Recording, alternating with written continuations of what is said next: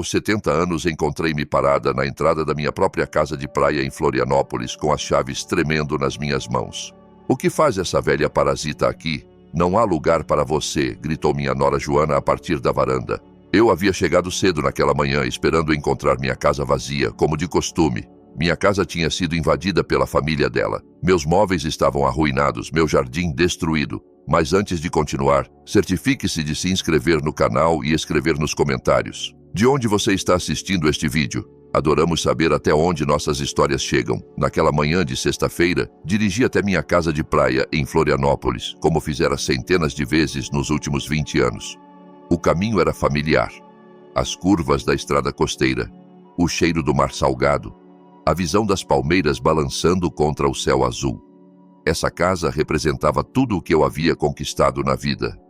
Cada tijolo, cada telha, cada planta no jardim foi comprada com o dinheiro que ganhei trabalhando como costureira desde que fiquei viúva. Quando entrei na garagem, notei algo estranho. Havia carros que eu não reconhecia estacionados no meu quintal. A música alta ecoava pela propriedade, um som festivo que parecia fora de lugar no refúgio tranquilo que eu havia criado. Enquanto estacionava, senti uma opressão no peito, aquele sexto sentido que nos avisa quando algo está errado. Ao sair do carro, o impacto do que vi me deixou sem fôlego. Meu lindo jardim, que eu mesma cuidava todos os fins de semana, estava devastado. Latas de cerveja vazias espalhadas pelo gramado impecavelmente cortado. Crianças corriam pela varanda, chutando uma bola contra meus vasos de gerânios vermelhos que eu cultivava com tanto carinho. As cadeiras de vime que comprei no ano anterior estavam cobertas de toalhas molhadas e roupas sujas. Caminhei lentamente até a entrada, as chaves pesando nas minhas mãos como nunca antes. Foi então que a vi. Joana, minha nora, parada na porta principal como se fosse a dona do lugar. Ela usava meu avental favorito, aquele que eu mesma havia bordado uma década atrás. Seus olhos tinham aquele olhar frio que eu conhecia tão bem. Joana, não sabia que vocês estavam aqui, disse, tentando manter a calma apesar do caos ao meu redor. Esta é minha casa. Venho aqui em todos os feriados prolongados há 20 anos. Ela riu. Não foi uma risada normal. Foi um som carregado de crueldade que me fez sentir pequena e insignificante, como se eu fosse a intrusa na minha própria propriedade. Por favor, Isabel, zombou ela. Ricardo me disse que podíamos usar a casa quando quiséssemos. Além disso, estamos fazendo algo produtivo aqui. Você só vem para reclamar e estragar nossos planos familiares. Antes que eu pudesse responder, mais pessoas começaram a surgir atrás dela. Verônica, a irmã dela, com seus 2 filhos adolescentes, a mãe de cabelos grisalhos, que me olhava com desdém, um homem mais velho com uma camisa estampada, uma jovem com um bebê nos braços, e outro homem fumando calmamente na minha varanda. Todos me encaravam como se eu fosse o problema. É essa a famosa sogra de quem você tanto fala? Perguntou a mãe de Joana, avaliando-me de cima a baixo. Pensei que seria mais imponente. Parece bastante comum. As risadinhas que se seguiram me acertaram como flechas. Lá estava eu, aos 70 anos, com minhas simples roupas de viagem, sendo ridicularizada por estranhos na propriedade que construí com o suor do meu trabalho. Onde está Ricardo? Perguntei, sentindo meu coração acelerar. Meu filho precisava estar lá para explicar aquela situação absurda.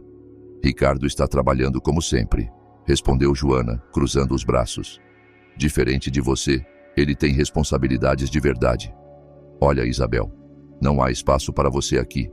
Os quartos estão todos ocupados. A cozinha está sendo usada para preparar comida para toda a família e, francamente, sua presença só vai criar uma tensão desnecessária. Fiquei paralisada. Ela estava, de fato, me expulsando da minha própria casa.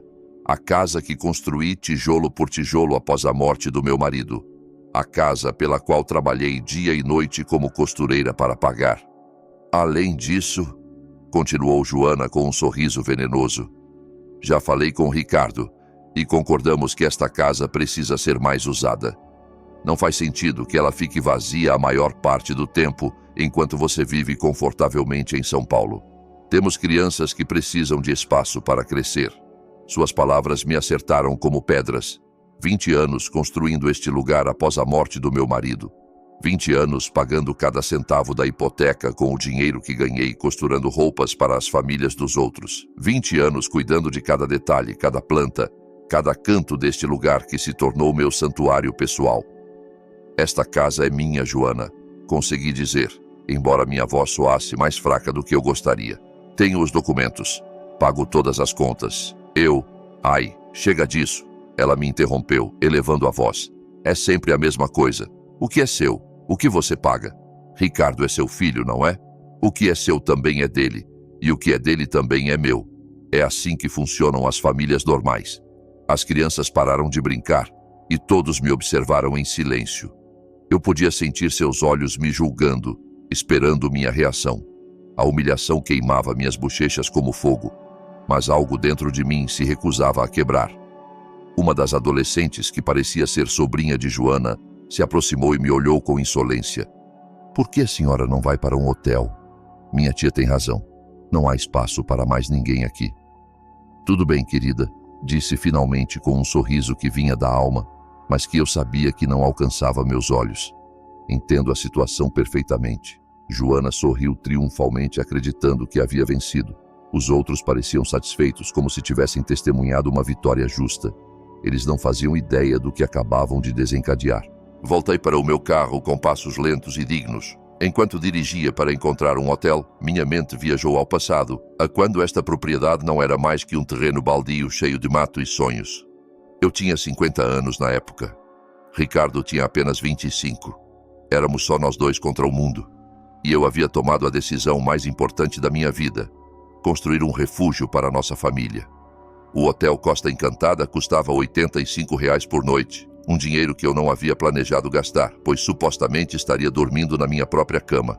Mas lá estava eu, me registrando como qualquer turista, enquanto minha casa era ocupada por invasores que se sentiam no direito de tomar minha propriedade. Naquela noite, sentada na varanda do hotel, olhando as luzes da minha casa ao longe, senti algo que não sentia há décadas. Uma raiva fria e calculada começando a se formar dentro de mim. Não era aquela raiva impulsiva que te faz gritar e perder o controle. Era algo muito mais perigoso. Era a raiva inteligente de uma mulher que sobreviveu à pobreza, à viuvez e a décadas de trabalho árduo. Joana havia cometido um erro fatal. Ela subestimou Isabel Ferreira. Na manhã seguinte, acordei às 6 da manhã, após uma noite de sono inquieto. Cada vez que fechava os olhos, via o sorriso arrogante de Joana e ouvia suas palavras venenosas ecoando na minha mente. Tomei um café rápido no restaurante do hotel e decidi voltar a casa para tentar uma conversa mais calma. Talvez tivesse sido um mal-entendido. Talvez Ricardo aparecesse e colocasse um fim naquela situação absurda. Quando cheguei às 8 da manhã, encontrei a porta principal trancada. Minha própria porta. Tive que tocar a campainha como se fosse uma visita qualquer. Verônica, a irmã de Joana, abriu ainda de pijama e com uma expressão irritada. "O que você quer agora?" perguntou, sem sequer me cumprimentar. Expliquei que precisava pegar algumas coisas pessoais e falar com Joana. Sua resposta me deixou atônita. "Joana está dormindo e suas coisas já não estão aqui.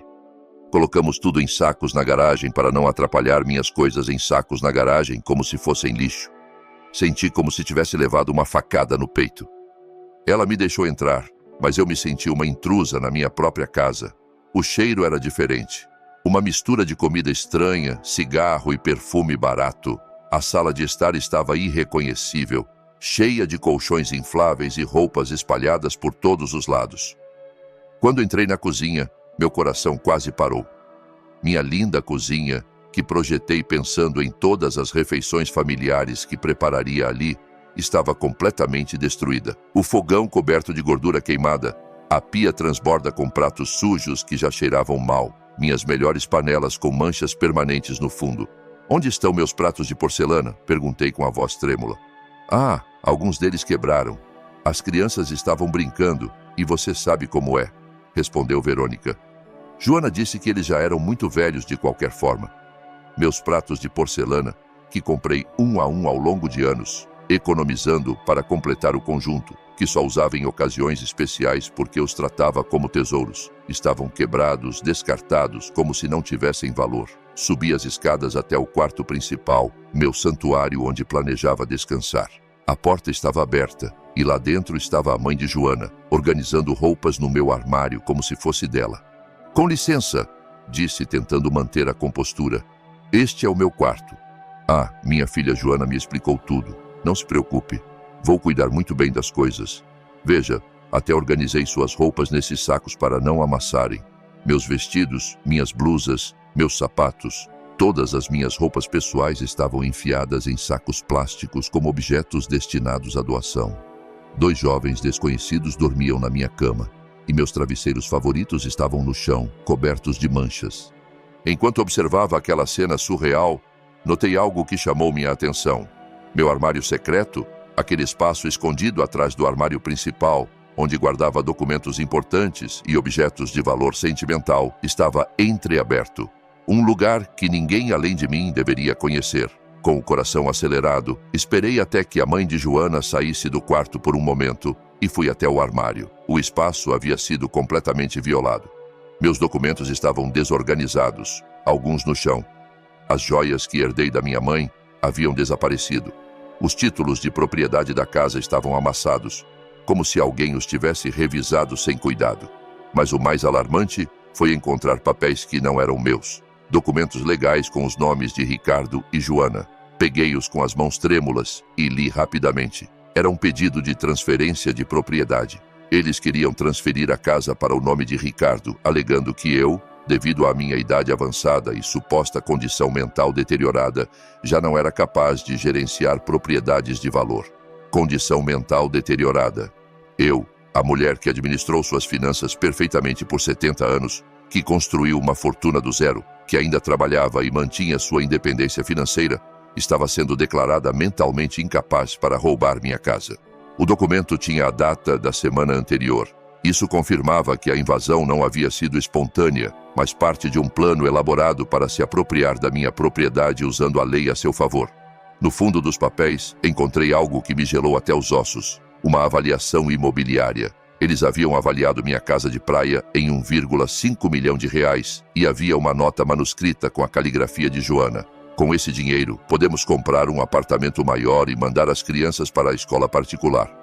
Só precisamos que Ricardo assine os papéis e que a velhinha não cause problemas. A velhinha.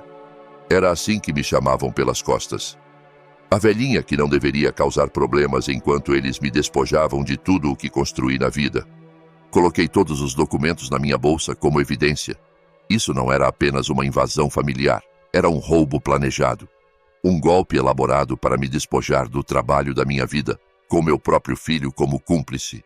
Desci as escadas silenciosamente e, ao passar pelo corredor, ouvi Joana ao telefone na varanda.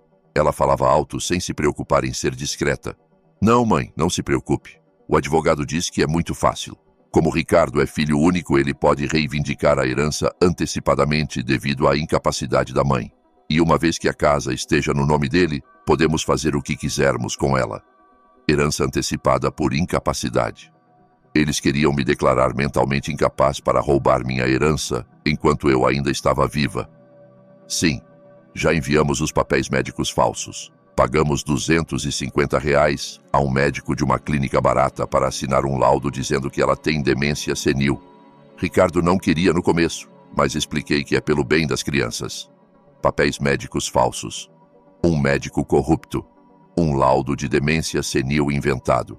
Meu próprio filho, convencido de que me despojar da minha propriedade era pelo bem das crianças. Saí da casa sem me despedir. Não havia mais nada a dizer. As palavras haviam perdido todo o significado. Isso já não era uma disputa familiar que pudesse ser resolvida com conversas e bons sentimentos. Era uma guerra, e eles haviam disparado o primeiro tiro usando as armas mais sujas possíveis. Mentiras, documentos falsos, corrupção médica e a manipulação do meu próprio filho. No caminho de volta ao hotel, minhas mãos tremiam no volante, não de medo, mas de determinação. Eu sabia exatamente o que precisava fazer. Isabel Ferreira não seria vítima dessa traição. Seria a protagonista da minha própria justiça. Na segunda-feira de manhã, dirigi diretamente ao banco. Precisava verificar exatamente quanto dinheiro tinha disponível para essa guerra. Nos últimos 20 anos, continuei economizando religiosamente mesmo após quitar a casa. Todo mês, guardava R$1.500 da minha aposentadoria e dos ganhos do meu trabalho como costureira. Aprendi cedo que o dinheiro economizado era poder, era segurança, era liberdade. O gerente do banco, o Sr. João, me conhecia há 15 anos. Um homem sério e profissional que sempre respeitou minha disciplina financeira. Isabel, como posso ajudá-la hoje? Perguntou com um sorriso caloroso. Preciso do saldo exato de todas as minhas contas e quero discutir um assunto jurídico delicado. Quando ele me mostrou os números na tela, sorri pela primeira vez em dias.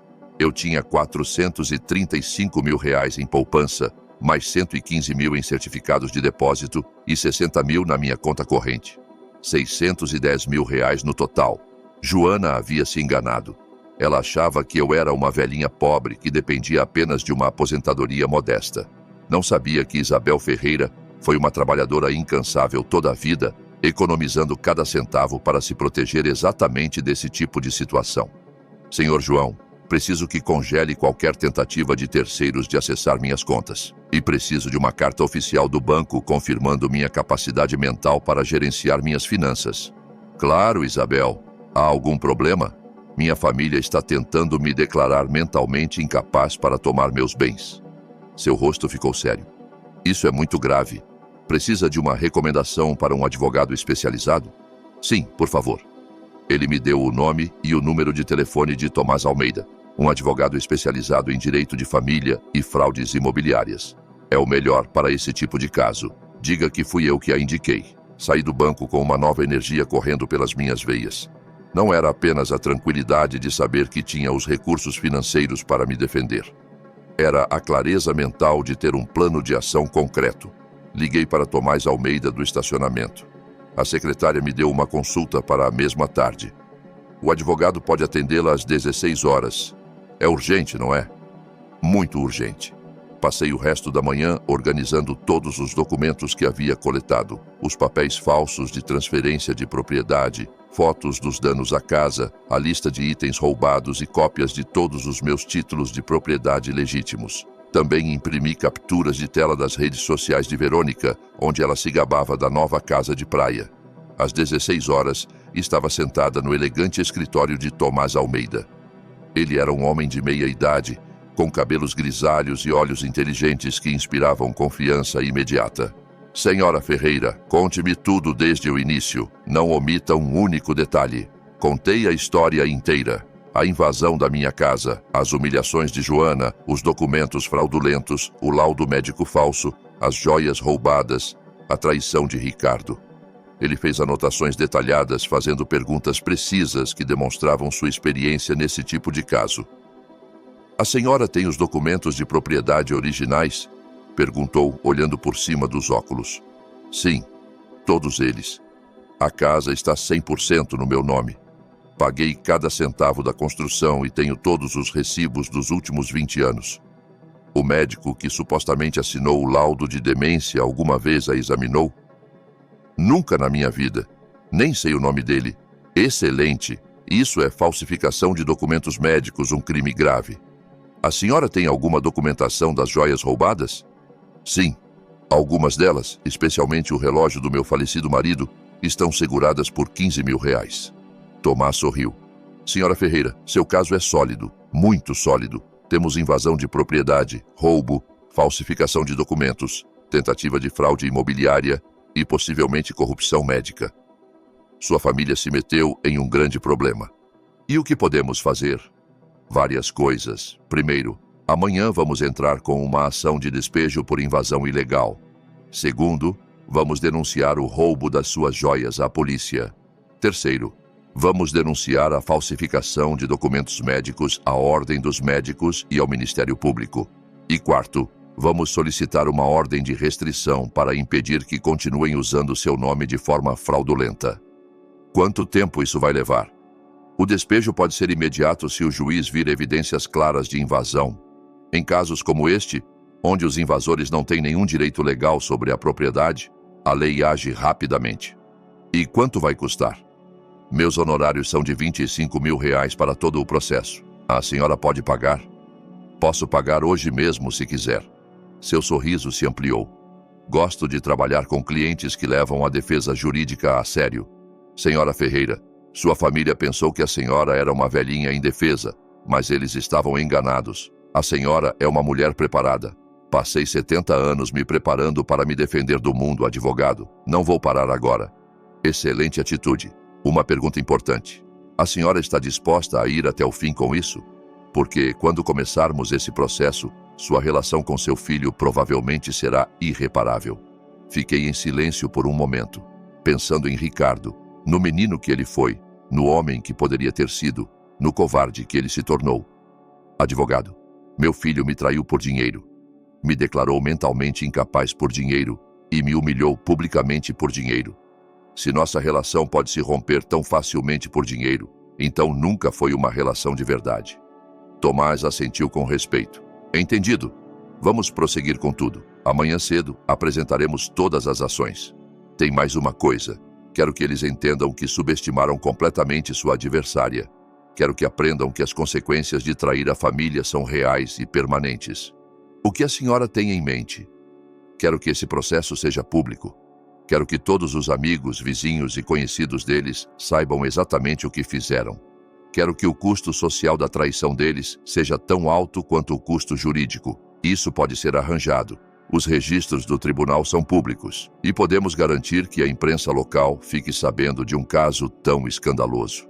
Saí daquele escritório me sentindo completamente diferente. Já não era Isabel Ferreira, a mãe traída e humilhada. Agora era Isabel Ferreira, a mulher que se defendia com todas as armas legais à sua disposição. Naquela noite, do meu quarto de hotel, liguei para minha irmã Laura, em Salvador. Contei a história inteira. Isabel, não acredito que Ricardo fez isso depois de tudo o que você sacrificou por ele. Não importa mais o que sacrifiquei, Laura. O que importa é o que vou recuperar. Desliguei o telefone e me sentei na cama, olhando para minha casa. Da janela do hotel podia ver as luzes acesas, a música ainda tocando, a celebração continuando como se nada tivesse acontecido. Amanhã seria um dia muito diferente para todos eles. Na terça-feira, às 8 da manhã, Tomás Almeida chegou à minha casa com 3 documentos legais, um policial e um tabelião. Cheguei exatamente na mesma hora, de táxi, vestida com meu melhor terno cinza e carregando uma pasta cheia de provas. A família de Joana estava tomando café na minha varanda quando viu a caravana jurídica estacionar na garagem. Vi Joana deixar a xícara de café cair quando reconheceu as placas oficiais da viatura policial. Bom dia, disse Tomás com uma voz profissional e firme. Sou o advogado Tomás Almeida, representante legal da senhora Isabel Ferreira, a legítima proprietária desta propriedade. Viemos entregar uma ordem de despejo imediato por invasão ilegal. Joana saiu correndo da varanda com uma expressão de pânico no rosto que jamais esquecerei. Verônica apareceu logo atrás, gravando tudo com o celular, como se fosse mais um episódio para suas redes sociais. A mãe de Joana, que usava um dos meus hobbies, parecia confusa e assustada. O policial apresentou a ordem de despejo e começou a listar as violações: invasão de propriedade privada, destruição de bens pessoais, roubo de objetos de valor. Enquanto ele falava, observei o rosto de cada um deles. O choque, a incredulidade, o medo crescente de que suas ações teriam consequências reais. Vocês têm exatamente 2 horas para recolher seus pertences pessoais e deixar a propriedade, anunciou o policial. Qualquer item que pertença à senhora Ferreira deve permanecer aqui. Supervisionarei o processo para garantir que nada que não lhes pertença seja levado. 2 horas? Gritou Verônica. Isso é impossível. Temos crianças aqui. Vocês deveriam ter pensado nisso antes de invadir a propriedade de outra pessoa, respondeu o tabelião com calma profissional. Naquele momento, Ricardo chegou, dirigindo em alta velocidade. Saiu do carro com uma expressão de total desespero. Certamente, alguém o havia avisado sobre a chegada da polícia. O que está acontecendo aqui? Perguntou quase sem fôlego. Sua esposa e sua família estão sendo legalmente despejadas da propriedade de sua mãe por invasão ilegal, explicou Tomás. E o senhor? Está sendo intimado como cúmplice em um caso de tentativa de fraude imobiliária. Fraude imobiliária, mostrei os documentos. Os papéis de transferência de propriedade que você ia assinar para roubar minha casa, Ricardo. Os papéis que sua esposa escondia no meu armário secreto. Ricardo empalideceu. Olhei-o nos olhos, procurando algum vestígio do filho que criei, mas só encontrei o olhar de um estranho. Mãe, posso explicar, disse com a voz trêmula. Não há mais nada para explicar. Você já fez sua escolha. Joana se aproximou de Ricardo e sussurrou algo em seu ouvido. Ele balançou a cabeça, claramente desconfortável.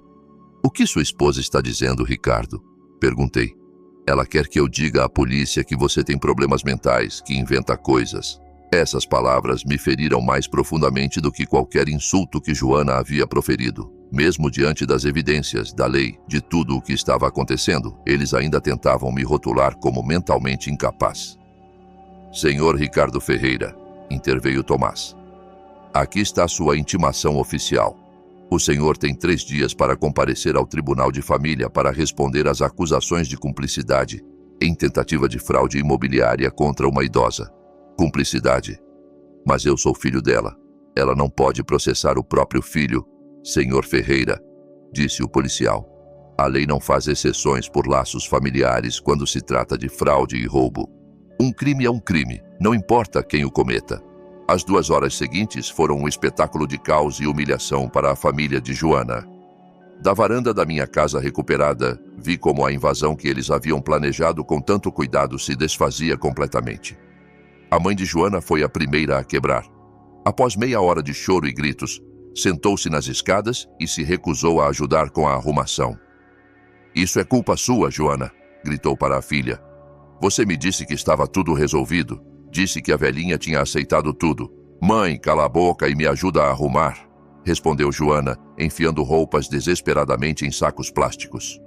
As crianças corriam pela casa chorando e gritando, sem entender por que tinham que deixar o paraíso onde estavam brincando.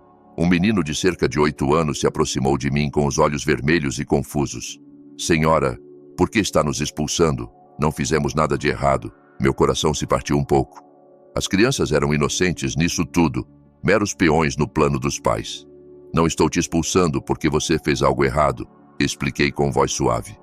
Estou pedindo que saiam porque esta é minha casa e sua família veio aqui sem minha permissão. Mas minha mãe disse que agora era nossa casa. Sua mãe estava errada. Joana ouviu nossa conversa e se aproximou furiosa. Não fale com meus filhos. Você não tem direito de confundi-los ainda mais. Não estou confundindo eles. Você os confundiu ao trazê-los para uma casa que não era sua. Esta casa é nossa. Ricardo é seu filho. Os filhos herdam dos pais. Os filhos herdam quando os pais morrem, não quando os pais ainda estão vivos e saudáveis. Você já é velha. Para que precisa de uma casa tão grande na sua idade? Tomás interveio imediatamente. Senhora, cada comentário que faz sobre a idade da minha cliente está sendo documentado como evidência adicional de discriminação por idade e abuso psicológico contra uma idosa. Joana se calou instantaneamente com o rosto vermelho de raiva. Ricardo estava carregando malas para os carros em completo silêncio, evitando meu olhar. Quando faltavam apenas 30 minutos para o prazo, ele finalmente se aproximou. Mãe, precisamos conversar. Não há mais nada para conversar, Ricardo.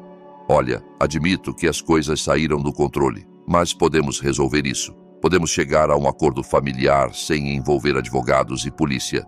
Que tipo de acordo? Você fica com a casa, claro. Nós aceitamos que foi um erro vir sem avisar. E em troca, você retira todas as ações. E as joias.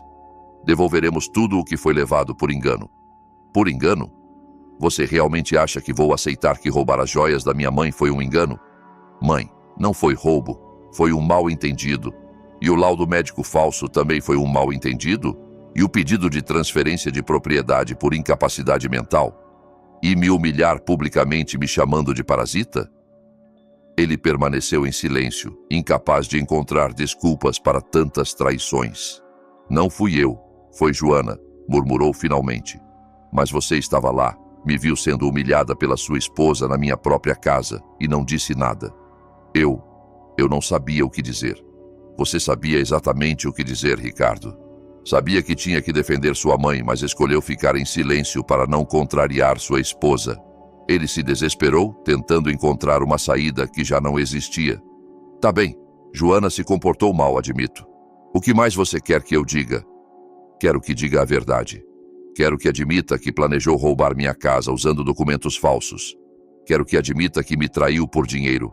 Eu não te traí por dinheiro. Fiz isso pela minha família. E eu, o que sou, Ricardo? Não sou sua família? Sim, você é minha família. Mas Joana e as crianças são minha responsabilidade principal agora. Então sua responsabilidade principal agora é roubar sua mãe. Ricardo levou as mãos à cabeça em frustração. Mãe, você não entende. Temos despesas enormes. As crianças precisam de escolas particulares, roupas, férias. A casa de Joana precisa de reparos. Eu trabalho dia e noite, mas o dinheiro nunca é suficiente. E por isso você decidiu que eu tinha que pagar suas contas com o trabalho da minha vida? Você vive sozinha em um apartamento pequeno, não precisa de uma casa de praia tão grande. É um desperdício. Aí estava. A verdade finalmente havia emergido. Ricardo não me traiu por amor à sua família. Ele me traiu porque achava que eu não merecia o que trabalhei toda a vida para conquistar. Um desperdício. Repeti a palavra lentamente, sentindo seu peso na minha língua. Mãe, não quis dizer isso de forma ruim. Meus 30 anos de trabalho dia e noite são um desperdício? Minha disciplina de economizar cada centavo para construir esta casa é um desperdício? Meu sacrifício de te criar sozinha depois que enviuvei é um desperdício? Chega! Explodiu Ricardo. É sempre a mesma coisa com você. Sempre me lembrando de tudo o que sacrificou. Sempre me fazendo sentir culpado por ter minha própria vida. O silêncio que se seguiu foi absoluto. Até Joana parou de arrumar para ouvir. Aí está a verdade. Disse com uma calma que me surpreendeu. Você não me traiu por dinheiro. Você me traiu porque meus sacrifícios por você se tornaram um fardo psicológico que você não conseguia suportar. Eu não disse isso. Não precisou dizer. Você acabou de gritar. Ricardo ficou parado ali, respirando pesadamente, com o rosto vermelho de vergonha e raiva. Sabe qual é a coisa mais triste de tudo isso, filho? Se você tivesse pedido minha ajuda diretamente, eu teria ajudado. Se tivesse me dito que estava com problemas financeiros, teríamos encontrado uma solução juntos. Mas você preferiu conspirar pelas minhas costas, me humilhar publicamente e tentar me roubar usando a lei. Por quê? Porque eu sabia que você diria não. Como você sabia se nunca perguntou? Porque você sempre foi muito apegada ao seu dinheiro, muito controladora com o trabalho da sua vida. Controladora?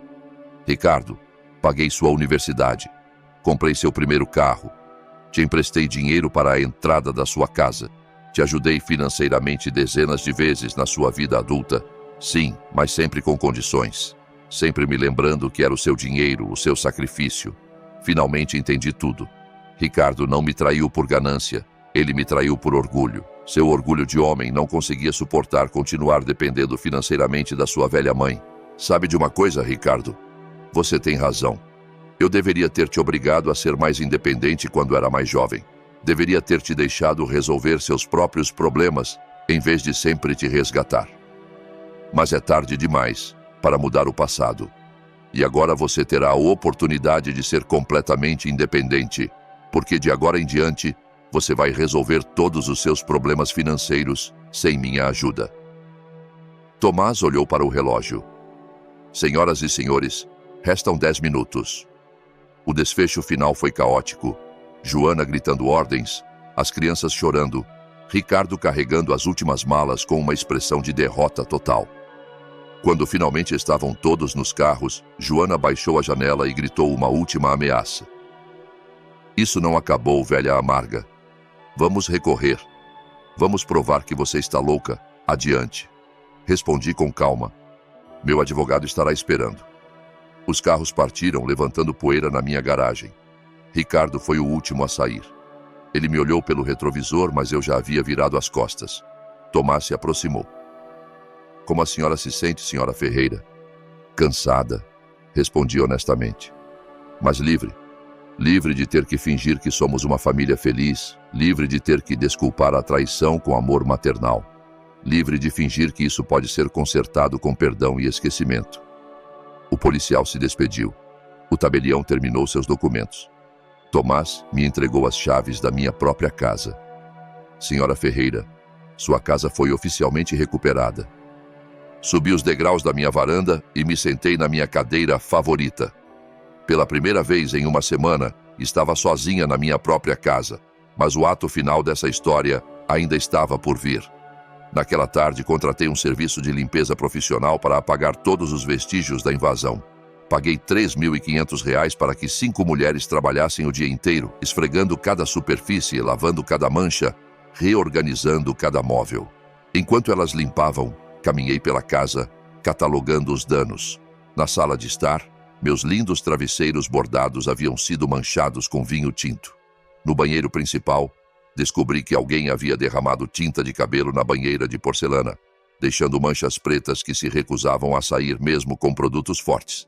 Na cozinha, 2 das minhas panelas francesas estavam queimadas sem possibilidade de reparo. E no meu jardim, metade das minhas plantas havia sido pisoteada até a morte. Mas o pior de tudo foram os itens pessoais que desapareceram para sempre. Além das joias, notei que meu álbum de fotos familiares havia sumido. Aquele com as fotos da infância de Ricardo, minhas fotos com meu falecido marido, lembranças de décadas de uma vida construída com amor e dedicação. Também havia desaparecido o relógio de parede que meu pai me deu quando me casei. Um objeto sem grande valor financeiro, mas de imenso valor sentimental. Uma semana após o despejo, minha casa havia recuperado sua paz original. Os cheiros estranhos haviam desaparecido. As manchas sumiram. Meus móveis estavam de volta aos seus lugares corretos. Mas eu sabia que algumas coisas nunca voltariam ao normal. A traição deixa cicatrizes invisíveis que o tempo não consegue apagar completamente. Foi naquela sexta-feira que Tomás me ligou com notícias que me fizeram sorrir pela primeira vez em semanas. Senhora Ferreira, tenho algumas atualizações importantes. O médico que assinou o laudo falso de demência foi suspenso pela Ordem dos Médicos. A investigação revelou que ele assinou pelo menos 12 laudos similares em troca de dinheiro.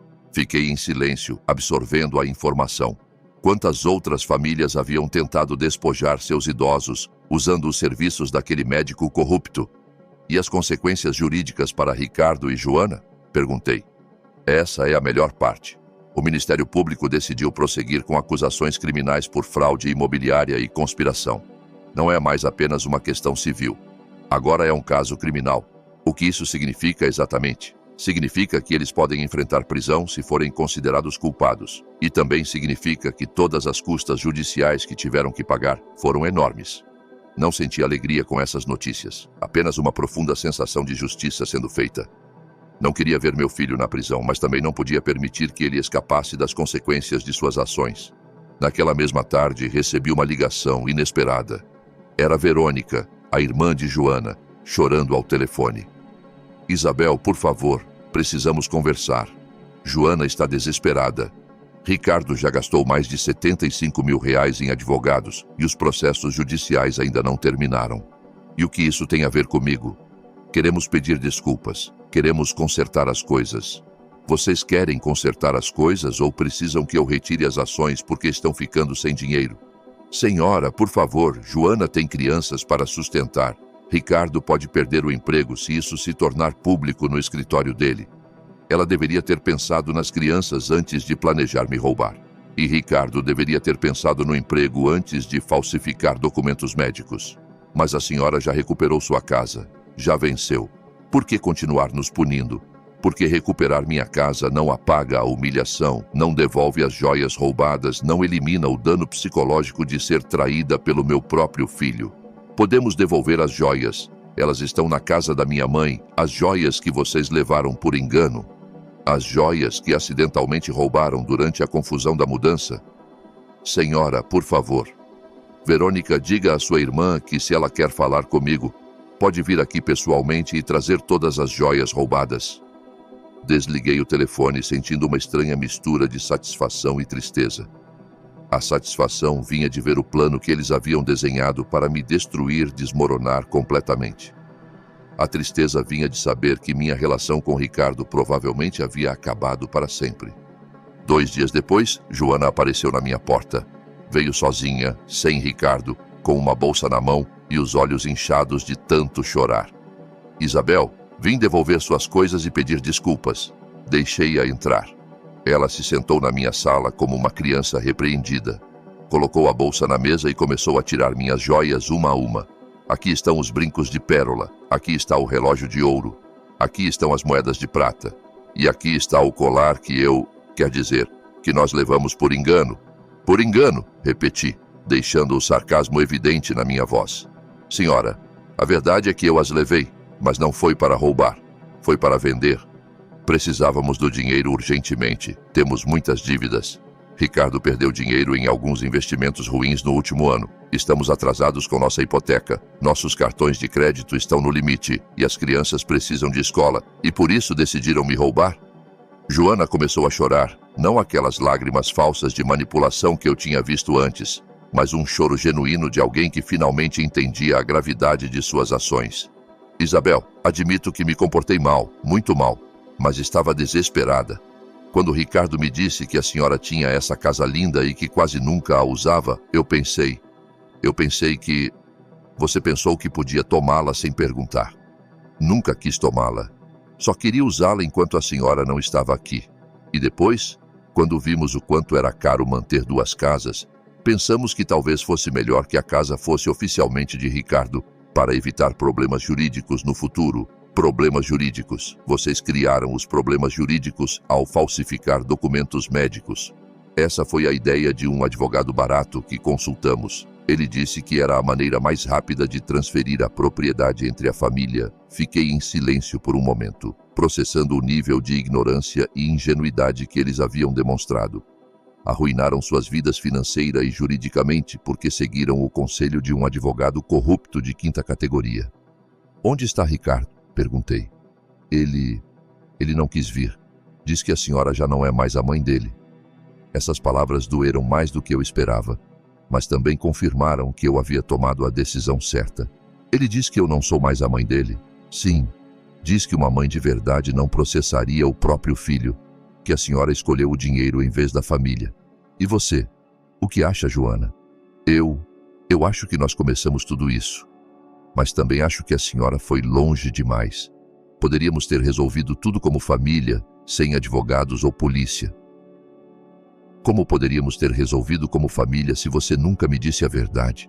Se me mentiu, me enganou e planejou me roubar pelas costas? Mas somos família.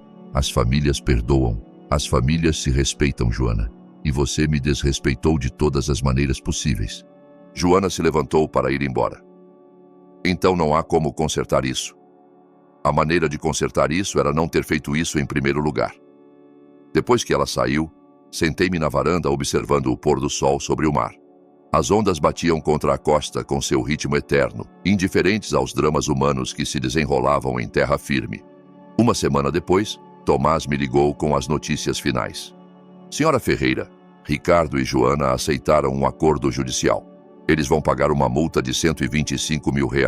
Cada um fará 200 horas de serviço comunitário e ficará em liberdade condicional por 2 anos. Nada de prisão? Não, mas terão um registro criminal permanente. E o laudo médico falso foi oficialmente anulado. Sua capacidade mental está completamente limpa legalmente. E as custas judiciais? Eles já gastaram mais de R$150 mil em advogados de defesa. Entre as multas e as custas judiciais, custou-lhes mais de R$250 mil tentar roubar sua casa. R$250 mil. Quase metade do valor da minha casa quando a construí. Eles perderam mais dinheiro tentando me roubar do que teriam ganhado se tivessem conseguido. Um mês após o despejo, decidi fazer algo que nunca havia feito. Contratei uma governanta em meio período para cuidar da casa quando eu não estivesse lá. Não porque eu não pudesse fazer isso sozinha, mas porque queria garantir que ninguém jamais pudesse invadi-la novamente sem meu conhecimento. Maria Helena era uma mulher de meia idade que vivia perto da praia e precisava do trabalho. Ela cuidaria da casa 3 vezes por semana, mantendo tudo limpo e seguro. Também troquei todas as fechaduras, instalei câmeras de segurança e atualizei meu testamento para deixar a casa para instituições de caridade em vez de Ricardo. Se ele queria independência financeira total, ele a teria. Numa tarde de domingo, enquanto reorganiza algumas coisas no quarto principal, encontrei uma foto antiga caída atrás da cômoda. Era Ricardo aos 8 anos, sentado na praia onde, anos depois, eu construiria esta casa. Seu rosto infantil sorria para a câmera, mostrando dentes faltando, seus olhos brilhando de felicidade pura. Eu estava ao seu lado, mais jovem, com cabelos pretos sem nenhum fio grisalho, segurando-o pelos ombros com orgulho. Por um momento senti uma pontada de tristeza tão aguda que precisei me sentar na beira da cama. Como chegamos a esse ponto? Como aquele menino sorridente se transformou em um homem capaz de trair a própria mãe. Onde eu errei? Talvez Ricardo tivesse razão em uma coisa. Talvez eu tivesse sido controladora demais com meu dinheiro, lembrando-o constantemente dos meus sacrifícios. Talvez eu devesse ter encontrado um melhor equilíbrio entre ajudá-lo e deixá-lo aprender a ser independente. Mas isso justificava a traição? Justificava falsificar documentos médicos? Justificava tentar me roubar? Não. Nada justificava isso. Nossos erros como pais podem explicar algumas coisas, mas não absolvem nossos filhos de sua responsabilidade moral como adultos. Ricardo já não era aquele menino de 8 anos. Era um homem de 45 anos que tomou decisões conscientes e agora precisava viver com as consequências. Guardei a foto em uma gaveta. Essas lembranças pertenciam ao passado e eu precisava olhar para o futuro. 6 meses depois, recebi uma carta de Ricardo. Uma carta. Ele nem sequer teve coragem de me ligar diretamente. Mãe, espero que esteja bem. As crianças perguntam por você. Joana e eu aprendemos nossa lição. Talvez algum dia possamos ser uma família novamente. Não respondi à carta. Famílias de verdade não se traem por dinheiro. Famílias de verdade não humilham seus idosos. Famílias de verdade não planejam roubos usando documentos falsos. Ricardo havia decidido que o dinheiro era mais importante que sua mãe. Eu havia decidido que minha dignidade era mais importante que o perdão automático. Na primavera seguinte, decidi passar um mês inteiro na casa de praia. Foi a primeira vez que fiquei tanto tempo lá desde o incidente. Convidei minha irmã Laura para passar 2 semanas comigo. Juntas, plantamos novas flores no jardim, cozinhamos pratos da nossa infância e conversamos por horas na varanda observando o mar. Você sente falta dele? Perguntou Laura uma noite enquanto tomávamos chá. Todos os dias, respondi honestamente. Mas sinto mais falta do filho que pensei que tinha, não do homem que ele provou ser. Acha que algum dia vai perdoá-lo? Talvez. Mas o perdão não significa esquecer ou fingir que nada aconteceu. Significa aceitar o que aconteceu e seguir em frente. E por agora, seguir em frente significa manter distância. No meu aniversário de 71 anos, recebi um cartão de Verônica. Dentro havia uma foto das crianças e uma nota dizendo que sentiam minha falta. Fiquei surpresa. De todas as pessoas, nunca esperaria um gesto de bondade dela. Talvez ela também tivesse aprendido alguma lição com tudo isso. Enviei presente para as crianças no Natal, mas não para Ricardo ou Joana. As crianças não tinham culpa das ações dos pais. Elas mereciam saber que ainda tinham uma avó que as amava, mesmo que de longe. Comecei a frequentar um grupo de apoio para idosos em São Paulo. Lá, descobri que minha história, infelizmente, não era única. Muitos outros idosos enfrentaram situações semelhantes com suas famílias. Alguns perderam tudo porque não tiveram coragem ou recursos para lutar. Outros, como eu, encontraram força para defender o que era seu por direito.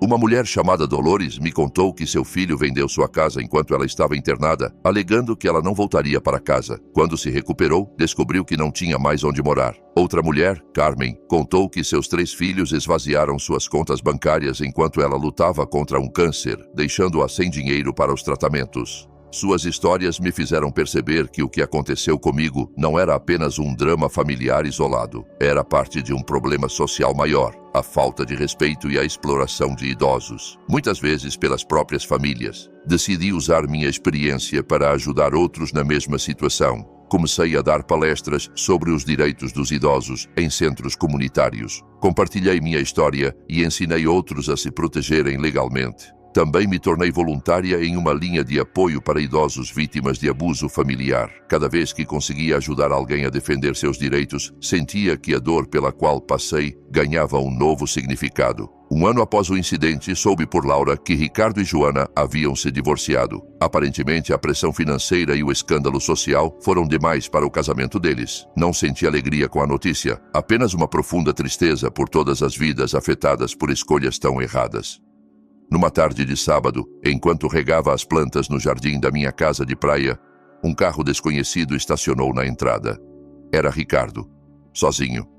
Ele saiu do carro lentamente, como se carregasse um peso invisível nos ombros.